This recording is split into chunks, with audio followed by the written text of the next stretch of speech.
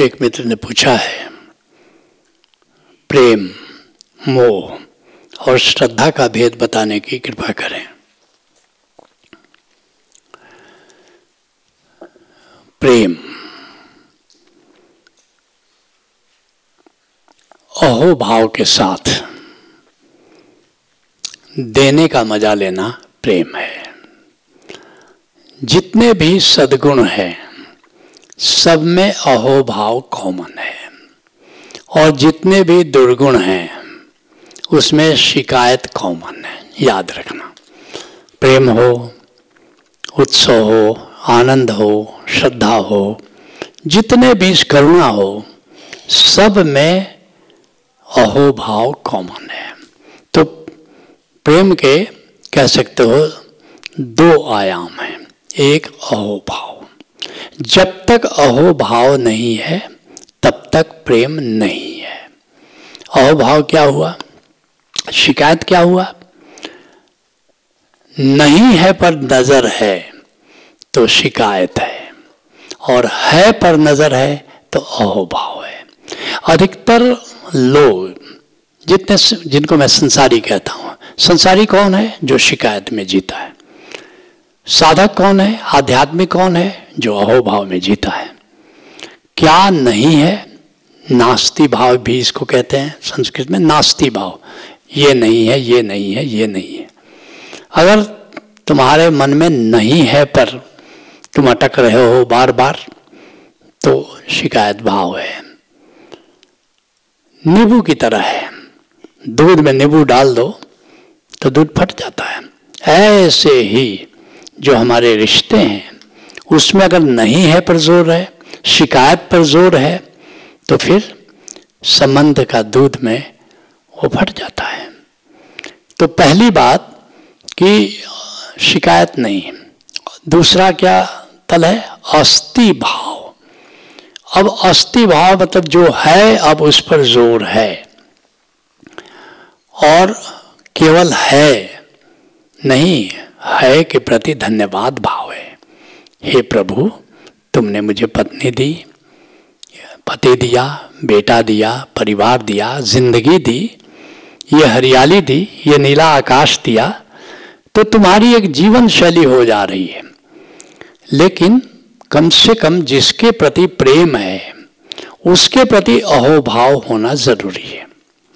अगर अहोभाव है, जैसे पत्नी है, तुम्हारे लिए इतना कुछ करती है, तुम्हारे बच्चों का लालन पालन करती है, तुम्हारा केयर करती है, तुम्हारे लिए भोजन बनाती है, जब तुम बाहर से आते हो तो तुम्हारा स्वागत करती है, तो क्या तुम्हारे मन में यह अहोभाव है कि मेरे लिए कितना कुछ करती है?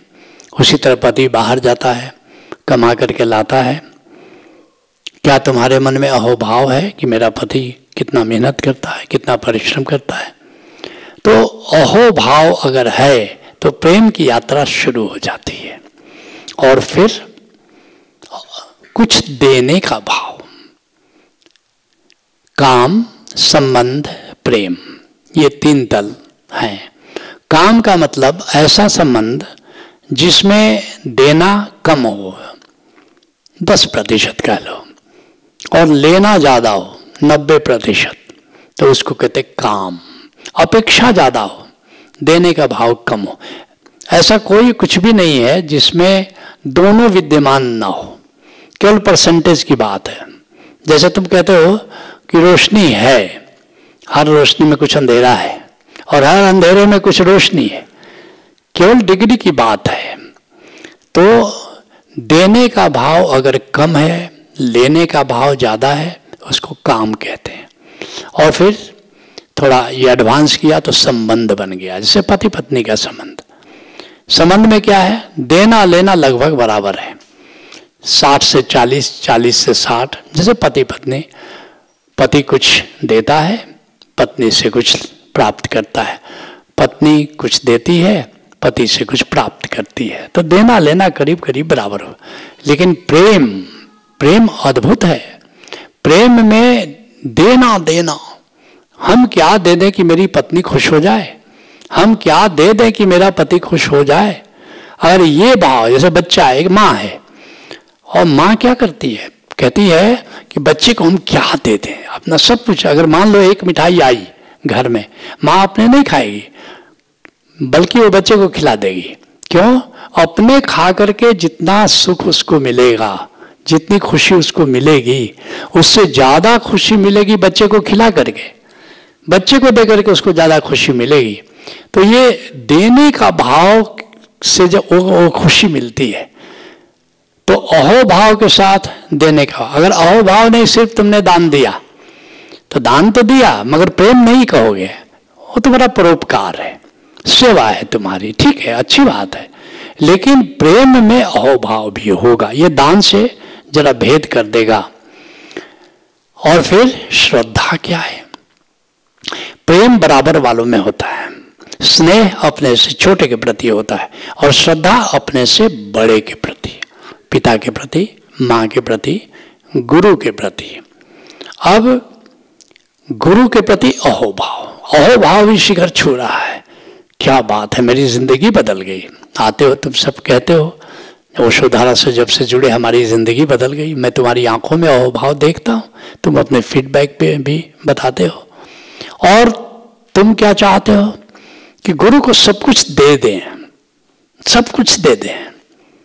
ये देने का इतना प्रगाढ़ भाव मैं देखता हूं। लेकिन गजब की बात है, कबीर साहब क्या कहते हैं?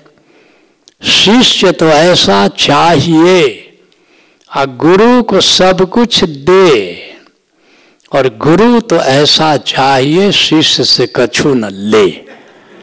अब ये गजब का संबंध है। अब तुम सब कुछ देना चाहते हो और गुरु कुछ लेना ही नहीं चाहता है।